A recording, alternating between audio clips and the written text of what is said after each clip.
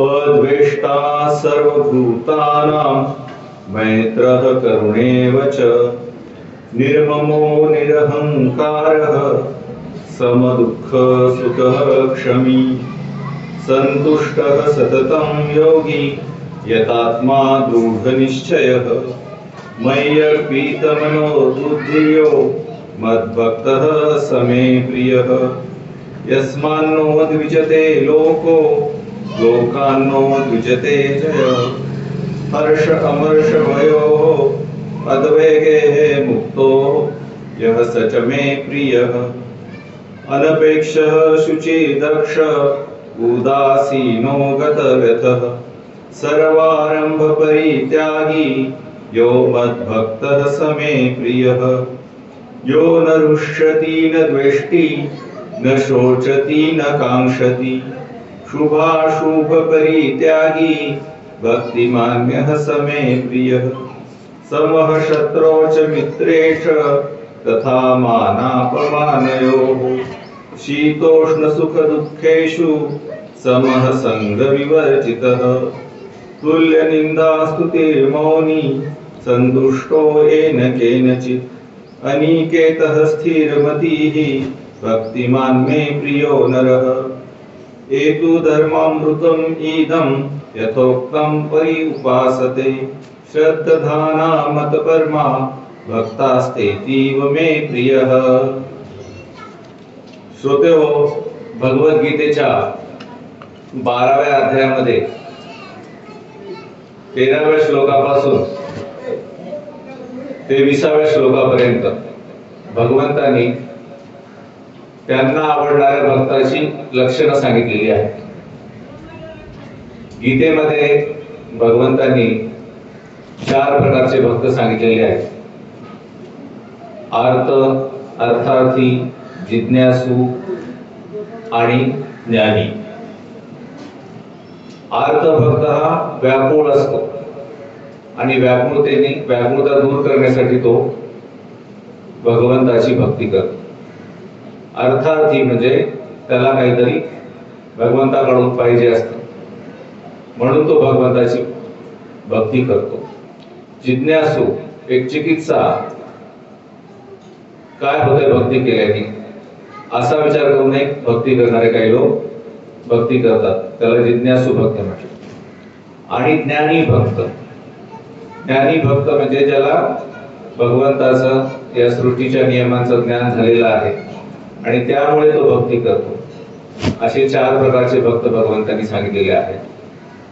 त्यामध्ये मला आवडणारा भक्त कोणता हे गीतेच्या 12व्या अध्यायामध्ये 13व्या श्लोकापासून ते 20व्या श्लोकापर्यंत 8 श्लोकामध्ये भगवंतांनी अर्जुनाला सांगितलेलं आहे।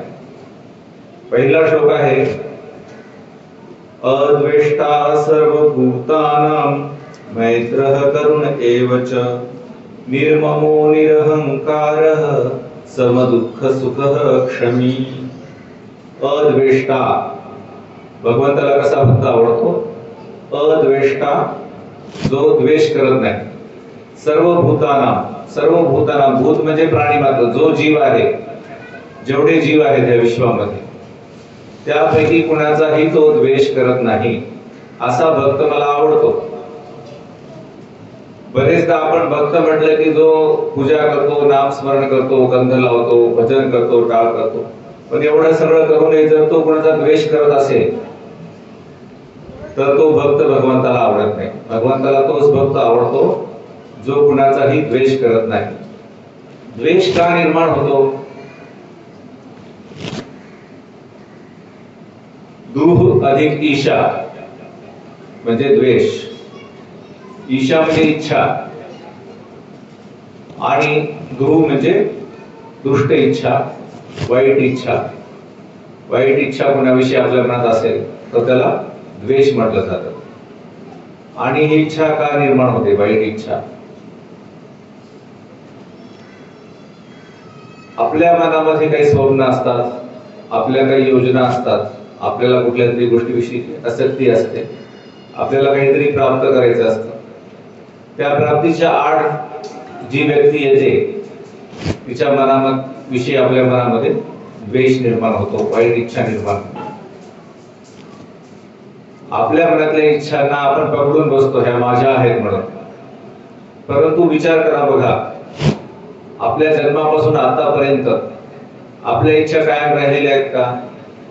कायम राहत नाहीत, सतत बदलत असतात इच्छा. आणि ह्या इच्छांना आपण आपलं म्हणून पकडून बसतो आणि त्या इच्छांच्या आडवर कोणी आलं की त्याचा आपण द्वेष करू लागतो. तर असा भगवत भक्त, तो कितीही भक्त असला, कितीही नामस्मरण करत असला, किती कीर्तन करत असला, किती भजन करत असला, प्रवचन करत असला, पोथी वाचत असला, भगवद्गीता त्याला मुखोद्गत असेल, ज्ञानेश्वरीचं पारायण करत असेल, तरी तो भगवंताला आवडत नाही. भगवंतांनी पहिलंच लक्षण सांगितलेलं आहे, अद्वेष्टा सर्व भूतानां मैत्रः करुणेवच. त्याच्या मनामध्ये मैत्री असली पाहिजे सर्व भूतांविषयी, सर्व जीवांविषयी त्याच्या मनामध्ये मैत्री असली पाहिजे. मैत्री म्हणजे काय? तर दुसऱ्याचं मंगल व्हावं ही भावना, दुसऱ्याचं चांगलं व्हावं, दुसऱ्याचं भलं व्हावं ही भावना त्याच्या मनामध्ये असली पाहिजे. आणि फक्त एखाद्याचं भलं व्हावं अशी भावना नाही, तर सर्व भूतानां, या जगामध्ये जेवढे प्राणी मात्र आहेत, जेवढे जीव आहेत, आता आपण इथं बसलेलो आहोत, या मंदिरामध्ये जेवढे जीव आहेत, आपण सर्व मनुष्य तर आहोतच, मनुष्याशिवाय इथं जीव आहेत, इथं मच्छर आहेत, मुंग्या आहेत, काही अदृश्य जीव असतात, बॅक्टेरिया म्हणतात त्याला, जीवाणू, विषाणू, त्या सर्वांचं मंगल व्हावं अशी आपल्या मनामध्ये कामना जागली पाहिजे. आणि फक्त या मंदिरामध्येच नव्हे, तर या पूर्ण गावामध्ये जेवढे जीव आहेत त्या सर्वांचं मंगल व्हावं, त्या सर्वांचं भलं व्हावं, त्या सर्वांचं चांगलं व्हावं अशी भावना मनामध्ये असली पाहिजे. आणि चांगलं व्हावं म्हणजे काय? तर सर्वात चांगली गोष्ट काय आहे जगामध्ये? तर मन शुद्ध होणे. अद्वेष्टा जे म्हटलेलं आहे सुरुवातीला, कुणाच्याही विषयी द्वेष नसणे, आपल्या मनामध्ये कुणाविषयी द्वेष नसो. तसंच सर्व जीव हे द्वेषरहित होत, सर्व जीवांचं मंगल हो, कल्याण हो. द्वेष नसेल तर त्या जीवांचं कल्याण होईल. सर्वांच्याच मनातला द्वेष जाओ. ज्ञानेश्वर माऊली म्हणतात, जे खळांची व्यंकटी सांडो, तया सत्कर्मी रती वाढो, भूता परस्परे पडो. त्याप्रमाणे सर्व भूतांना परस्पराविषयी प्रेम वाढलं पाहिजे. सर्वच जीवांना, फक्त आपल्या गावातल्याच नाही तर आपल्या तालुक्यातल्या, फक्त आपल्या तालुक्यातल्याच नाही तर आपल्या जिल्ह्यातल्या सर्व लोकांना, या मराठवाड्यामधल्या सर्व लोकांना, या राज्यामधल्या सर्व लोकांना, या देशामधल्या सर्व लोकांना, या जगामधल्या सर्व लोकांना, आणि पृथ्वीच्या बाहेर सुद्धा जर कुठे स्वर्ग असेल, नरक असेल, जिथे जिथे म्हणून कुठे सृष्टी असेल, त्या सर्वच्या सर्व जीवांमध्ये प्रेम निर्माण हो एकमेकांविषयी, त्यांचं मन शुद्ध हो, त्यांचं भलं हो, त्यांचं कल्याण हो अशी भावना ही आपल्या मनामध्ये निर्माण झाली पाहिजे. सर्व जीवांप्रती अशी मैत्री, द्वेष तर नाहीच आहे, पण द्वेषाची जागा मैत्रीनं घेतलेली आहे. सर्व जीवांप्रती ज्याच्या मनामध्ये मैत्री आहे, असा भक्त मला प्रिय आहे, असं भगवंत या 12व्या अध्यायाच्या 13व्या श्लोकामध्ये अर्जुनाला सांगतात. पुढचा गुण त्यांनी सांगितलेला आहे, मैत्र एव करुणच. करुणा असली पाहिजे. सर्व जीव जे आहेत, मनुष्य जन्माला येतो, मनुष्याचा जन्मच आसक्तीमुळे होतो, दोन जीवांच्या आसक्तीमुळे तिसऱ्या बाळाचा जन्म होतो. तर सर्व मनुष्य जो आहे तो आसक्ती जन्माला घेऊन येतो, मनामध्ये येतो तेव्हा, आणि या आसक्तीमुळे त्याला जीवनभर त्रास होत असतो. आज हे पाहिजे, उद्या ते पाहिजे. जन्म आपला होतो तेव्हा आपण आईच्या पोटामध्ये 9 महिने असतो. आणि तिथं आपल्याला हलता येत नाही, डुलता येत नाही. अशा स्थितीमध्ये आपल्याला 1 घंटा जर कोणी बसवलं, हलता येत नाही, डुलता येत नाही, ध्यान करायला बसा म्हणून, तर आपल्याला खूप त्रास होतो. परंतु 9 महिने आपण आईच्या पोटामध्ये हलता येत नाही, डुलता येत नाही अशा स्थितीमध्ये राहिलेलो आहोत. आणि जेव्हा आपण आईच्या पोटामधून बाहेर येतो तेव्हा 9 महिन्याच्या जेलमधून आपण बाहेर आलेलो असतो. पण कोणीही हसत बाहेर येत नाही, सर्वजण रडत बाहेर येतात. प्रत्येक जण हा रडत रडत बाहेर येतो. का? तर जन्म हे सुद्धा एक दुःख आहे.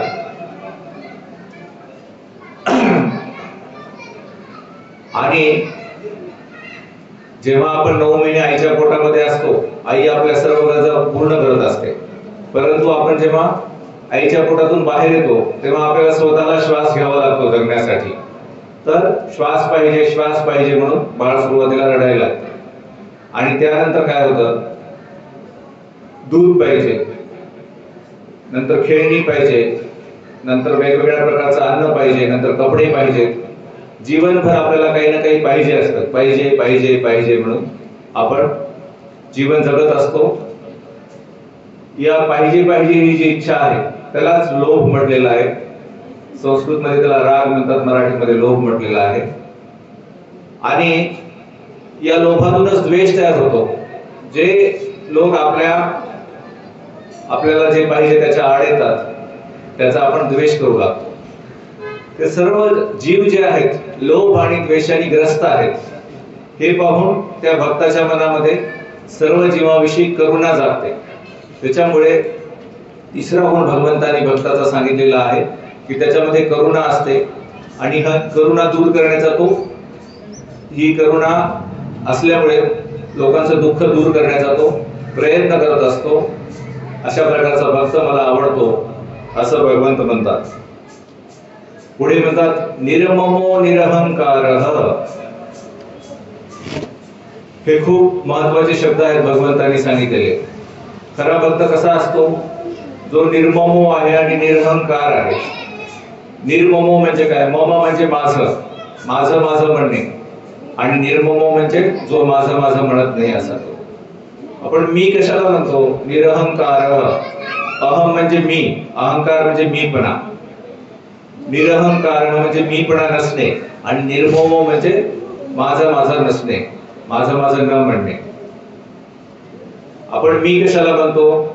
आपलं जे शरीर आहे, 3.5 हाताचं शरीर आहे. आपल्या हाताने जर मोजलं तर प्रत्येकाचं शरीर 3.5 हात पडतं.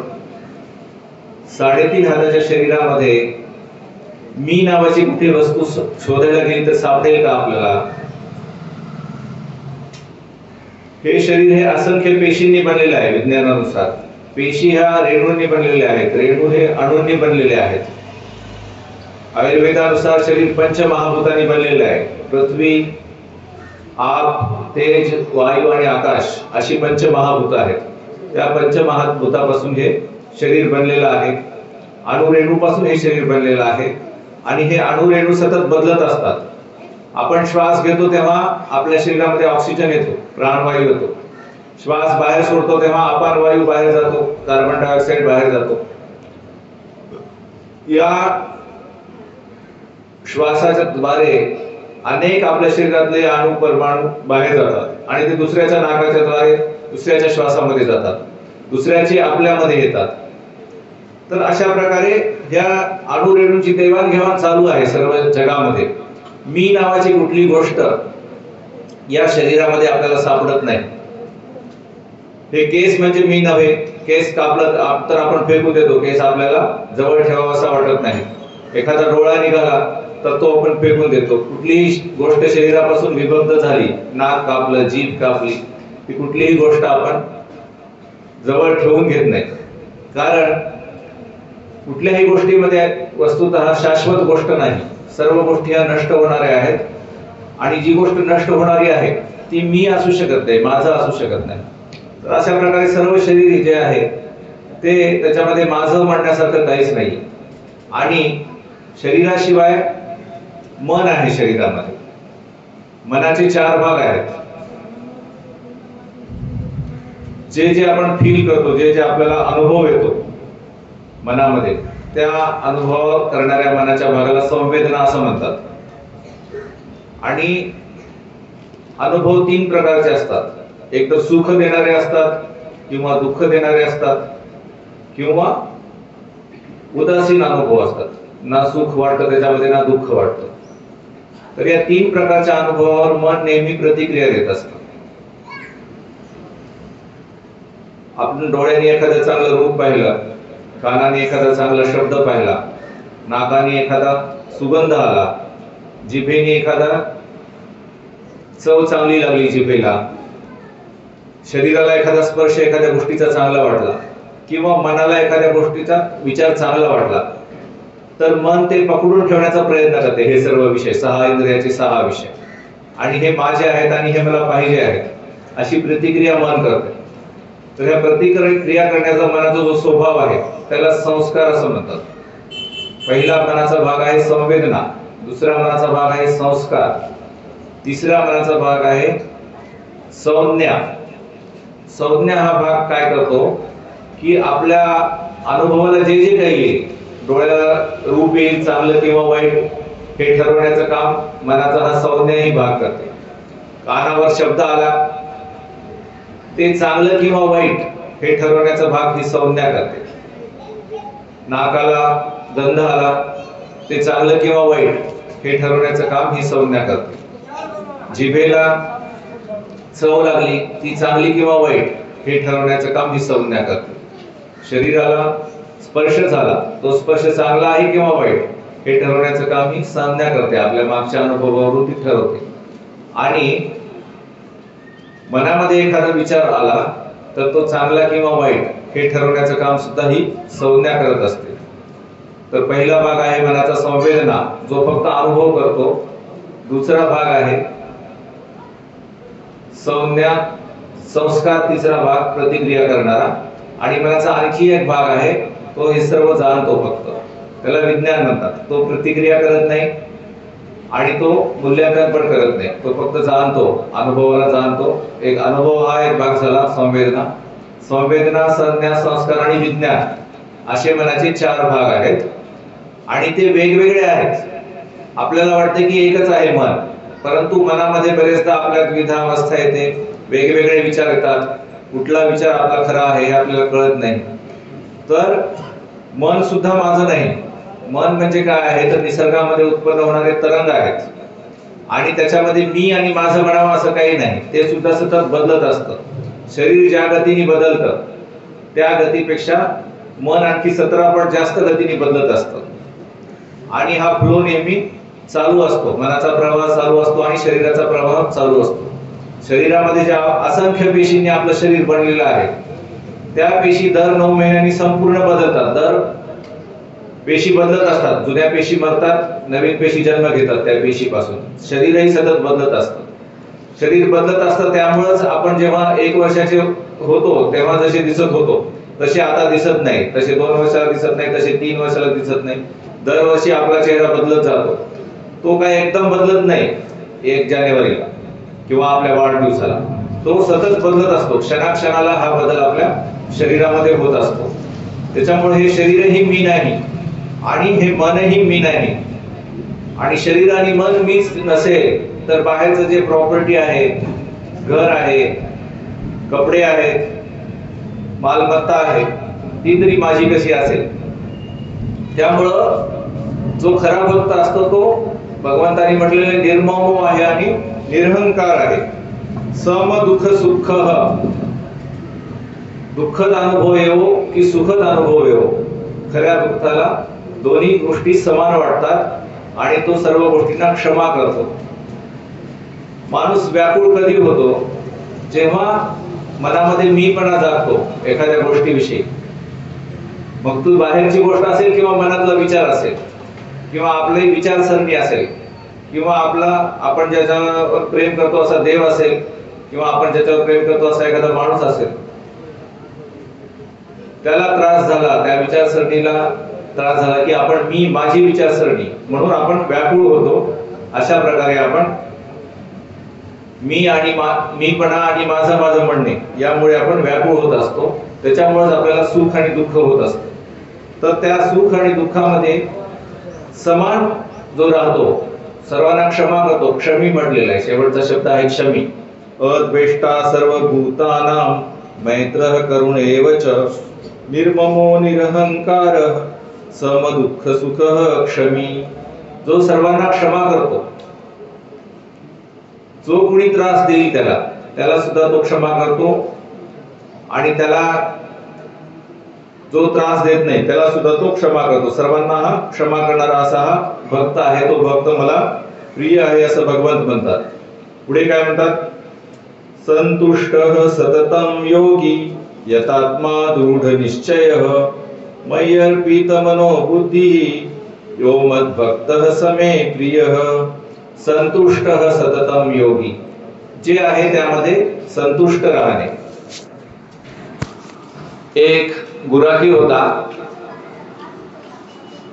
तो दुसऱ्यांची गुरं घेऊन चरायला जायचा. आणि मुंबईमध्ये एक मोठा व्यापारी होता. तो व्यापारी काय करायचा? कधीच सुट्टी घ्यायचा नाही.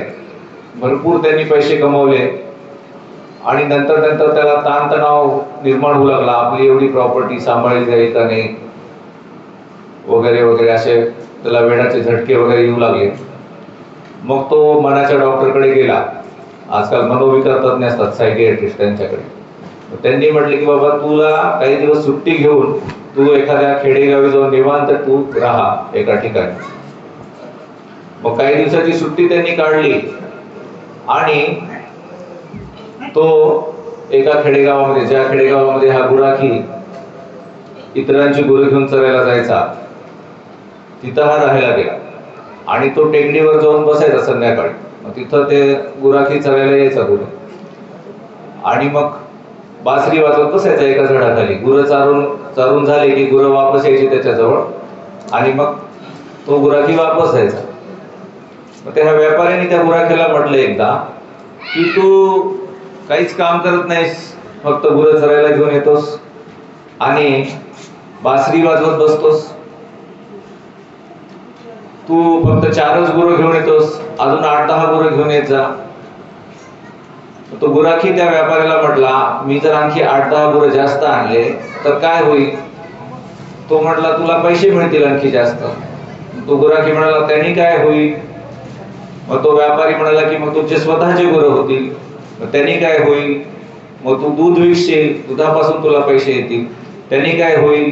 त्यांनी तू आणखी श्रीमंत होशील. श्रीमंत झाल्याने काय होईल असं गुराखी म्हणाला. श्रीमंत झाल्यानंतर काय, तू आरामात बासरी वाजवशील असं तो म्हणाला व्यापारी. तो म्हणाला, मी तर आरामात बासरी आता सुद्धा वाजवत आहे, तर एवढं जास्त खटाटोप करायची काय गरज आहे? तर जे आहे त्यामध्ये संतुष्ट राहणे हे एक भक्ताचं लक्षण आहे. याचा अर्थ प्रगती करू नये असा नाही, परंतु त्यासाठी व्याकुळ होऊ नये असं भगवंताचं मत आहे. कुठल्याही गोष्टीसाठी व्याकुळ व्हायचं नाही. प्रगती आपोआप होत असते. व्याकुळ न होता सुद्धा आपण काम करू शकतो. व्याकुळ न होता काम केलं तरी सुद्धा प्रगती होऊ शकते. तर अशा प्रत्येक गोष्टीमध्ये संतोष मानला पाहिजे असं भगवंत म्हणतात. संतुष्टः सततं योगी यतात्मा दृढ निश्चय. आणि हे जे मन आहे, समजा या क्षणी मनामध्ये द्वेष नाही, तर पुढच्या क्षणी मनामध्ये द्वेष जागू शकतो. तर सतत आपण आपल्या मनाविषयी जागरूक राहिलं पाहिजे. हे जे मन आहे, जुन्या भाषेमध्ये मनाला नाम असा शब्द आहे, आणि नामस्मरण शब्दाचा जुन्या भाषेतला अर्थ आहे की मनाचं स्मरण ठेवणे. मनामध्ये, आपल्या मनामध्ये द्वेष जागतोय का? आपल्या मनामध्ये लोभ जागतोय का? आपल्या मनामध्ये क्रोध जागतोय का? आपल्या मनामध्ये मोह जागतोय का? आपल्या मनामध्ये मत्सर जागतोय का? याचं भान सतत ठेवणे, त्याला म्हणतात नामस्मरण. फक्त विठ्ठल विठ्ठल विठ्ठल म्हटलं आणि मनामध्ये भरपूर द्वेष आहे, क्रोध आहे, लोभ आहे, मद आहे, मोह आहे, मत्सर आहे, तर ते नामस्मरण नाही. नामस्मरणासाठी आपल्या मनामध्ये काय भाव आहे त्याच्याविषयी जागरूक राहणं अत्यंत आवश्यक आहे. आणि त्यासाठी हा योगी योग करणारा असतो. माझा जो भक्त आहे तो योग करणारा असतो असं म्हटलेलं आहे. योग म्हणजे काय? तर योग म्हणजे भगवंताला इथं ध्यान योग अपेक्षित आहे. रोज सकाळी ध्यान लावून बसणे आणि मन शुद्ध करणे, मनामध्ये सर्व प्राण्याविषयी मंगलभाव जागवणे, मैत्रीभाव जागवणे. रोज सकाळी उठल्यानंतर थोडासा वेळ काढा आणि आपल्या मनामध्ये सर्व प्राण्याप्रती मैत्रीभाव जागवायचा. सुरुवातीला स्वतःविषयी मैत्रीभाव जागवायचा. माझं मंगल हो, माझं कल्याण हो, माझं भलं हो, मी निरोगी असो. त्यानंतर आपल्या घरातील व्यक्ती, आपल्या घरातल्या सर्वांचं मंगल हो, मग गावातील, मग तालुक्यातील, मग जिल्ह्यातील, मग राज्यातील, मग देशातील, मग सर्व जगातील सर्वांचं कल्याण हो, असा भाव मनामध्ये आपण जागवला पाहिजे. तर आपलं मन शुद्ध राहण्यामध्ये मदत होते. आणि हे सर्व करताना मन जर भरकटत असेल तर त्यावर एक उपाय आहे. जेव्हा जेव्हा मन भरकटतं, ध्यान करत असताना, कुठलेही काम करत असताना मन भरकटतं, तर आपल्या शरीरामध्ये कुठे ना कुठे त्यावेळेस ताणतणाव निर्माण होतो. कधी कधी डोक्यामध्ये ताणतणाव निर्माण होतो. असा जसं आता मूठ बांधल्यानंतर ही घट्ट मूठ बांधली तर इथं मुठीमध्ये ताणतणाव निर्माण झालेला आहे. त्या प्रकारे आपल्या डोक्यामध्ये इथं ताणतणाव निर्माण होत असतो. तर तिथं जेव्हा जेव्हा तुमचं मन विचलित होईल, व्याकुळ होईल, तेव्हा तुम्ही इथं डोक्यामध्ये बघा ताणतणाव निर्माण झालेला आहे का, आणि तो ढिला करा. आणि चेहऱ्यावर नेहमी स्मित हास्य असू द्या. चेहऱ्यावर, ओठावर आपल्या नेहमी हसू असलं पाहिजे. सकाळी उठल्यापासून ते संध्याकाळी झोपेपर्यंत ओठावर नेहमी हसू असू द्या. म्हणजे आपलं मन शुद्ध ठेवायला आपल्याला मदत होते ओठावर हसू ठेवल्यामुळे. अशा प्रकारे शुद्ध मनाला आपली मन आणि बुद्धी अर्पित केलेली आहे. असा भक्त मला प्रिय आहे, असं भगवंत म्हणतात. पुढे काय म्हणतात भगवंत? यस्मान्नो द्विजते लोको लोकांनो द्विजते चैह हर्ष अमर्ष भयो उद्वेगयुक्तो यह सच मे प्रिय. यस्मान्नो द्विजते लोको, लोकांनी कितीही त्रास दिला तरी हा स्वतःला त्रास करून घेत नाही, सगळ्यांना क्षमा करतो. लोकांनो द्विजते चेह, आणि लोकांनाही हा उद्विग्न करत नाही. स्वतः लोकांना त्रास देत नाही आणि लोकांनी त्रास दिला तर त्यांचा त्रास करून घेत नाही. हर्ष अमर्ष भय, आनंद, भीती आणि दुःख यांच्यापासून, उद्वेग यांच्यापासून हा मुक्त असतो. असा भक्त मला प्रिय आहे, असं भगवंतांनी म्हटलेलं आहे. हा जो आपला जन्म झालेला आहे, जन्म झाल्यानंतर दुःख हे येतच असतं. ती दुःखाची जी शृंखला आहे त्याचं कारण, जन्म हे एक कारण आहे. आणि जन्माचं कारण आहे आसक्ती. आपल्या मातापित्यांची आसक्ती असते, त्यामुळं आपला जन्म झालेला असतो. त्यामुळं आसक्ती ही आपल्यामध्ये जन्मजात असते. तसंच आपले जे 6 इंद्रिय आहेत, डोळे आहेत, कान आहे, नाक आहे, जीभ आहे, त्वचा आहे आणि मन आहे, याला जो विषयाचा स्पर्श होत असतो, डोळ्यांना रूपाचा स्पर्श झाला, कानाला शब्दाचा स्पर्श झाला, नाकाला गंधाचा स्पर्श झाला, जिभेला चवीचा स्पर्श झाला, त्वचेला स्पर्शाचा स्पर्श झाला आणि मनाला विचारांचा स्पर्श झाला, की आपल्या मनामध्ये संवेदना जागतात. त्या सुखद असल्या तर आपल्या मनामध्ये लोभ जागतो की ही गोष्ट मला अजून पाहिजे. दुःखद असतील तर आपल्या मनामध्ये द्वेष जागतो, ही गोष्ट मला नको, मला नको, मला नको असा.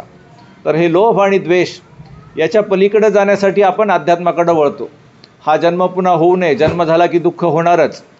तर दुःख जर पूर्णपणे नष्ट करायचं असेल तर जन्म आणि मृत्यू यांची जी साखळी आहे ती आपल्याला पार करावी लागते. त्याला म्हणतात भवसागर. भवसागर तरावा लागतो.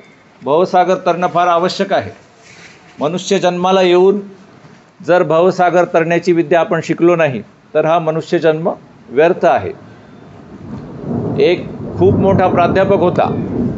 तो एकदा एका जहाजेने प्रवास करत होता आणि त्या जहाजेमध्ये जो नावाडी होता तो अडाणी होता. त्याला फक्त जहाज चालवायचंच तेवढं माहिती होतं.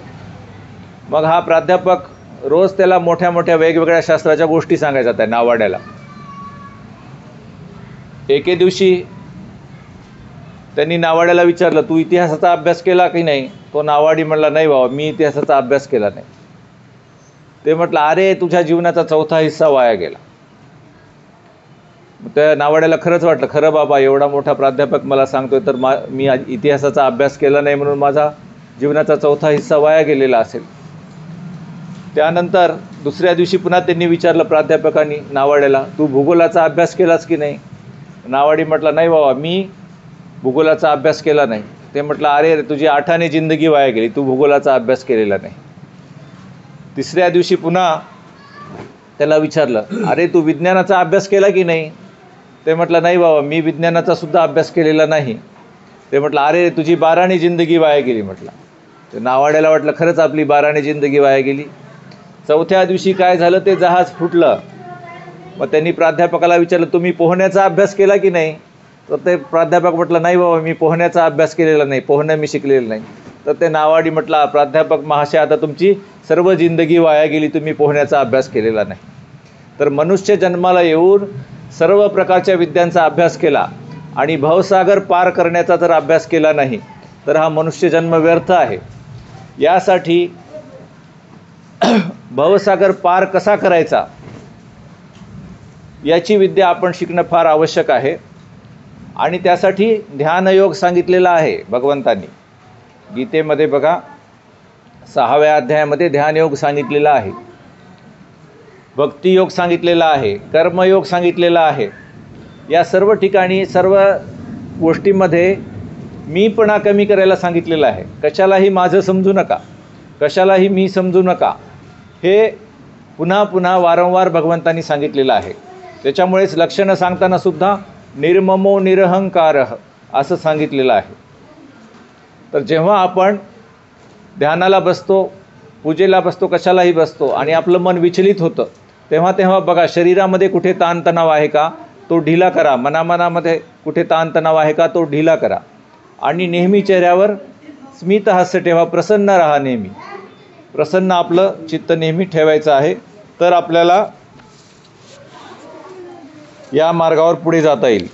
पुढे काय म्हणतात भगवंत, अनपेक्षः शुचि दक्ष उदासीनो गतव्यतः सर्वारंभ परित्यागी यो मद्भक्तः समे प्रियः. अनपेक्षः, आपल्या अपेक्षा कमी करा हळूहळू, आणि शेवटी अशी अवस्था येऊ द्या की ज्याच्यामध्ये कशाचीही अपेक्षा तुमच्याकडे नसेल. अनपेक्षः, असा भक्त मला प्रिय आहे जो कशाचीही अपेक्षा ठेवत नाही, जे आहे त्यामध्ये संतुष्ट आहे. अनपेक्षः शुचिर्दक्ष, शुचिर्दक्ष म्हणजे शुद्ध करण्यामध्ये तो दक्ष आहे. काय शुद्ध करण्यामध्ये? शरीराची शुद्धी तर आहेच, पण मन शुद्ध ठेवण्यामध्ये तो दक्ष आहे. मन शुद्ध ठेवलं पाहिजे नेहमी, लोभापासून, द्वेषापासून, अहंकारापासून मन शुद्ध ठेवलं पाहिजे, त्यामध्ये तो दक्ष असतो. उदासीनो, आपल्याला जर कोणी त्रास दिला तर त्याविषयी तो उदासीन असतो, कारण तो आपल्या शरीराला मी समजत नाही, माझं समजत नाही, आपल्या मनाला सुद्धा मी आणि माझं समजत नाही. त्याचं सर्व लक्ष आहे ते अंतिम अवस्थेकडे लागलेलं असतं, जी निर्विकार आहे, निर्विचार आहे, ज्याला मुक्ती, मोक्ष, निर्वाण असं म्हटलं जातं. तर अशा गोष्टीविषयी तो उदासीन असतो. गतव्यथः, ज्या काही व्यथा मनुष्य जन्मामध्ये निर्माण होतात त्यापासून तो दूर गेलेला असतो. सर्वारंभ परित्यागी, त्याच्या मनामध्ये लोभाचा आणि द्वेषाचा आरंभ होत नाही, अहंकाराचा आरंभ होत नाही. त्याला म्हटलेलं आहे सर्वारंभ परित्यागी यो मद्भक्तः समे प्रियः. योच न रुष्यति न द्वेष्टि न शोचति न कांक्षति शुभाशुभ परित्यागी भक्तिमान्यः समे प्रियः. जो छोट्या छोट्या गोष्टीमुळे आनंदी होऊन माजत नाही आणि जो न रुष्यती न द्वेष्टी, कुणाचा द्वेष करत नाही, न शोचती, कशाचा शोक करत नाही, न कांक्षती, कशाची इच्छा धरत नाही, शुभाशुभ परित्यागी, त्याला कोणी चांगलं वागवो किंवा वाईट वागवो, सर्व गोष्टीचा तो परित्याग करतो. कुठलीही गोष्ट तो मनाला चिकटवून ठेवत नाही, धरून ठेवत नाही, मी माझं म्हणून तो पकडून बसत नाही. असा भक्त मला प्रिय आहे असं भगवान म्हणतात. समः शत्रौ च मित्रे च तथा मानापमानयोः. सूर्य ज्याप्रमाणे सर्व जीवांना प्रकाश देतो, तो म्हणत नाही की सूर्य म्हणत नाही की अमुक माणूस माझा आहे आणि तमुक माणूस माझा नाही, मी ह्याला प्रकाश देईन आणि त्याला देणार नाही. सूर्य प्रत्येकाला प्रकाश देतो. गंगा सर्वांची तहान भागवते. पृथ्वी सर्वांना धारण करते. पृथ्वी कुणालाही म्हणत नाही की मी हा माणूस मला आवडत नाही म्हणून मी याला सोडून देते म्हणून. पृथ्वी सर्वांना धारण करते. सूर्य सर्वांना प्रकाश देतो. गंगा सर्वांची तहान भागवते आणि वृक्ष सर्वांना सावली देतात. त्याप्रमाणे शत्रू असो की मित्र, त्याचं जर काम आपल्याकडे पडलं तर तो जो खरा भक्त आहे भगवंताचा, तो त्याचं काम करतो. समः शत्रौ च मित्रे च तथा मानापमानयो. आणि आपला कोणी मान ठेवला काय आणि अपमान केला काय, अशा परिस्थितीमध्ये सुद्धा हा जो सद्भक्त आहे, जो भगवंताला प्रिय आहे, तो मान आणि अपमान या गोष्टींना समान मानतो. शीतोष्ण सुख दुःखेषु समः संग विवर्जितः. शीतोष्ण, हिवाळा असो किंवा ऊन असो, म्हणजे जीवनामध्ये सुखाचे प्रसंग असोत किंवा दुःखाचे प्रसंग असोत, सुख दुःखेषु समः, त्या सर्व समानतेने घेतो. संग विवर्जितः, संग लागू देत नाही कशालाही. संग लागणे म्हणजे काय, कुठल्याही गोष्टीला मी समजणे, माझं समजणे, हाच संग आहे. तर या जगामध्ये सर्व गोष्टी ह्या नष्ट होणाऱ्या आहेत. कुठलीही गोष्ट कायम राहत नाही. वर्धमान ते चाले मार्ग रे क्षयाचा. तर कुठल्याही गोष्टीला जर आपण मी म्हणून पकडून बसलो आणि ती गोष्ट जर नष्ट होऊ लागली तर दुःख येणारच, त्याला पर्याय नाही. दुःख आहे जगामध्ये, जन्म झाला म्हणजे दुःख येणारच. जन्मात आपला आसक्तीमुळे झालेला आहे, तर आसक्तीचं बीज आपल्या मनामध्ये आहे. तर हे जर बीज काढून टाकायचं असेल तर आपल्याला अष्टांगिक मार्गाचा अवलंब करावा लागेल. अष्टांगिक मार्ग काय आहे, त्यामध्ये सांगितलेलं आहे सम्यक दृष्टी, सम्यक संकल्प, सम्यक वाचा, सम्यक कर्म, सम्यक आजीविका, सम्यक व्यायाम, सम्यक स्मृती आणि सम्यक समाधी. सम्यक दृष्टी काय आहे, आपली दृष्टी ही सम्यक असली पाहिजे. बऱ्याच लोकांना विचार असतो की पाप केलं काय आणि पुण्य केलं काय, काही फरक पडत नाही. आजकाल सगळेच लोक पाप करणारे आहेत, आपण थोडंसं पाप केलं तर काय फरक पडलं. ही दृष्टी बरोबर नाही. आपण अशी दृष्टी ठेवणं बरोबर नाही. या जन्म मरणाच्या फेऱ्यामधून जर बाहेर पडायचं असेल तर आपल्याला अशी दृष्टी ठेवली पाहिजे की बाबा चांगलं केल्याने चांगलं होतं आणि वाईट केल्याने वाईट होतं.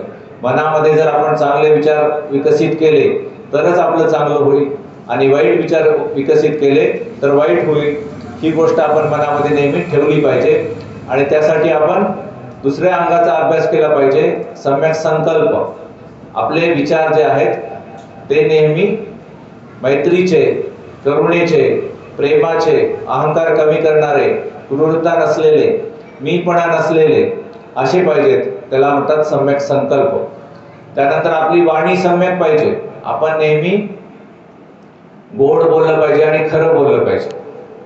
पण प्रत्येक वेळेस गोड बोलणं आणि खरं बोलणं हे सगळ्यांच्या हिताचं असेल असं नाही.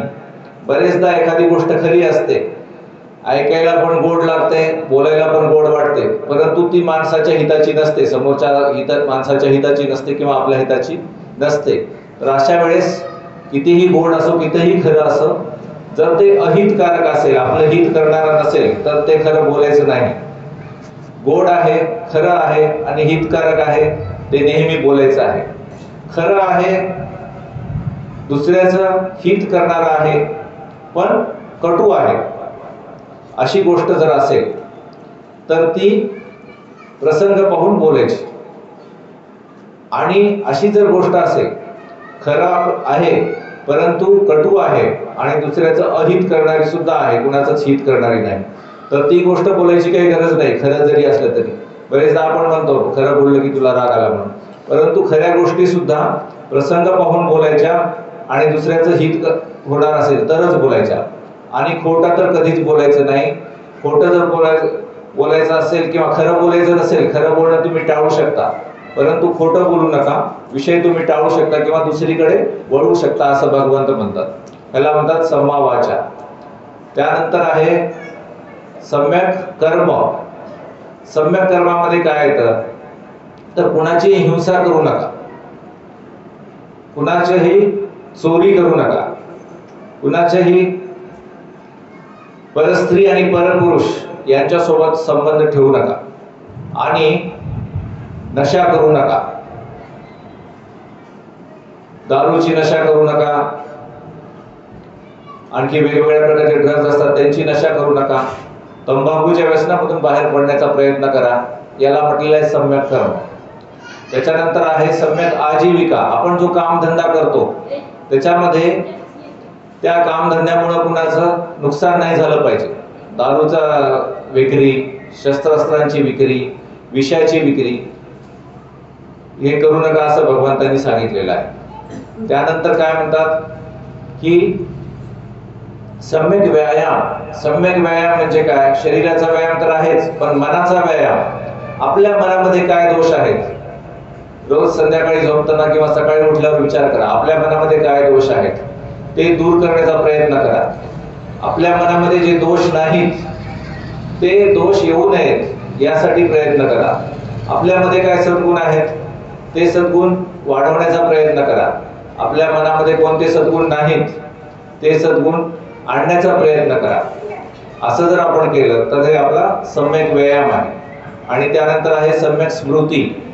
सम्यक स्मृती म्हणजे मन आपलं कुठं कुठं चाललंय, मनामध्ये द्वेष जागतोय का, मनामध्ये लोभ जागतोय का, मनामध्ये क्रोध जागतोय का, मनामध्ये मोह जागतोय का, मनामध्ये मत्सर जागतोय का, या सर्व गोष्टी जर आपण सतत त्या गोष्टींचा आपण भान ठेवत राहिलो तर त्याला म्हटलेलं आहे सम्यक स्मृती. याशिवाय पुढचा अंग आहे सम्यक समाधी. या सर्व गोष्टी झाल्यानंतर जेव्हा आपण आपल्या मनाचं निरीक्षण करतो प्रसन्नतेने, तेव्हा निर्विकार अवस्था येते, निर्विचार अवस्था येते. त्या अवस्थेला समाधी म्हटलेलं आहे. अशा 8 अंगांचा अभ्यास केल्यानंतर आपण संग विवर्जितः म्हणजे आपल्या मनाला विकार चिकटू देत नाही असे भक्त आपण बनतो. त्यानंतर काय होतं? तुल्य निंदा स्तुतीर मौनी. कोणी आपली निंदा करो की स्तुती करो, निंदा आणि स्तुती दोन्ही मध्ये सारखंच आपण मौन राहायला शिकतो. संतुष्टो येन केनचित. काहीही आपल्या जीवनामध्ये घडो आपण संतुष्ट राहायला शिकतो. अनिकेतः. आपण आपलं घर कुठे बनवत नाही. घर कुठे बनवत नाही म्हणजे हे जे आपलं घर राहतो ते नाही, तर कशालाही आपण मी आणि माझं समजत नाही. कुठल्याही गोष्टीला, कुठल्याही प्रॉपर्टीला, इव्हन आपल्या शरीराला किंवा आपल्या मनाला सुद्धा मी आणि माझं म्हणून आपण पकडून बसत नाही. त्याला म्हटलेलं आहे अनिकेतः. स्थिरमती. ज्याची बुद्धी स्थिर झालेली आहे, जी विचलित होत नाही, असा भक्त मला प्रिय आहे असं भगवंत म्हणतात. पुढे काय म्हणतात शेवटच्या श्लोकामध्ये? एतु धर्मामृतम इदम यथोक्तम परि उपासते. हे जे मी धर्माचं अमृत तुला पाजलेलं आहे, हे तू याच प्रकारे मी जसं सांगितलंय तसं त्याची उपासना केलीस तर श्रद्धाना मत्परमा भक्ता ते तीव मे प्रिय. तर तू मला माझ्या प्रती श्रद्धा ठेवणारा असा भक्त म्हणून मला तू प्रिय होशील असं अर्जुनाला भगवंत सांगतात. तर आजपासून सर्वांनी संकल्प करा, सर्वांनी आपल्या मनाकडे लक्ष द्या, मन प्रसन्न ठेवा. मन प्रसन्न राहण्याचा सर्वात चांगला उपाय आहे नेहमी चेहऱ्यावर हसू ठेवा. आपल्या ओठावर नेहमी हसू असलं पाहिजे. आपल्या मनामध्ये प्रसन्नता असू की नसो, पण आपण जर ओठावर हसू ठेवलं, ओठांचे कोपरे वर न्यायचे थोडेसे, तर आपल्या मनामध्ये आपोआप प्रसन्नता येते. असा अभ्यास करा. रोज सकाळी अर्धा तास काही न करता फक्त हे बघा, ओठावर हसू ठेवा आणि त्या हसूकडे लक्ष द्या. मन पळून गेलं बघा, कुठे तणाव झालेला आहे का शरीरामध्ये, डोक्यामध्ये तणाव निर्माण झालेला असेल तर तणाव ढिला करा आणि परत ओठावर हसू आणा. अशा प्रकारे मन जर सतत प्रसन्न ठेवलं, मनसाचे प्रसन्नेन भासती वा करोती वा ततोनं सुख मनवेती छाया व अनपायी. म्हणजे मन जर सतत प्रसन्न ठेवून तुम्ही एखादं भाषण कराल, बोलाल किंवा काही कार्य कराल तर सुख तुमच्या मागे असं लागेल ज्याप्रमाणे एखादी सावली, एखाद्या माणसाची सावली त्याला कधीच सोडत नाही, त्याप्रमाणे सुख तुम्हाला कधीच सोडणार नाही जर मन तुम्ही सतत प्रसन्न ठेवलं तर. तुमचे जे कुठले आराध्य दैवत असेल, मारुती असेल, महादेव असेल, राम असेल, कृष्ण असेल, त्याची आराधना जरूर करा. परंतु तुमचं जर मन प्रसन्न नसेल, मनामध्ये मीपणा असेल तर त्या आराधनेचा काहीही उपयोग होणार नाही. आता रामाचा उत्सव आहे, रामनवमी जवळ येत आहे, रामाची आपण भक्ती करतो. मनुष्य जातीच्या इतिहासामध्ये राम आणि भरत असे दोनच भाऊ आहेत की माझी प्रॉपर्टी हे तू घे म्हणून भांडण करतात. मनुष्याच्या इतिहासामध्ये, मनुष्य जातीच्या इतिहासामध्ये जगाच्या पाठीवर दुसरं असं कुठलंही उदाहरण नाही की माझी प्रॉपर्टी तू घे म्हणून राम भरताला भांडतो आणि भरत रामाला भांडतो. आणि आपण रामाची भक्ती करतो आणि घरामध्ये भावासोबत भांडण करतो. तर रामासारखं आपल्याला बनायचं असेल तर हा प्रसन्नतेचा अभ्यास, मनाच्या शुद्धीचा अभ्यास आपण केला पाहिजे. तर आज आपण संकल्प करूया की इथून पुढे मी मनाच्या शुद्धीचा अभ्यास अवश्य करेन. आपल्या चेहऱ्यावर नेहमी सतत हसू ठेवेन, प्रसन्नता ठेवेन. एवढं बोलून मी आपल्या चरणी माझी सेवा अर्पण करतो. आता विश्वात्मके देवे येणे वाग्यज्ञे तोषावे, तोषो निमच द्यावे प्रसाय दानने. जे खळांची व्यंकटी सांडो तया सत्कर्मी वाढो, भूता परस्परे पडो हे जीवाचे.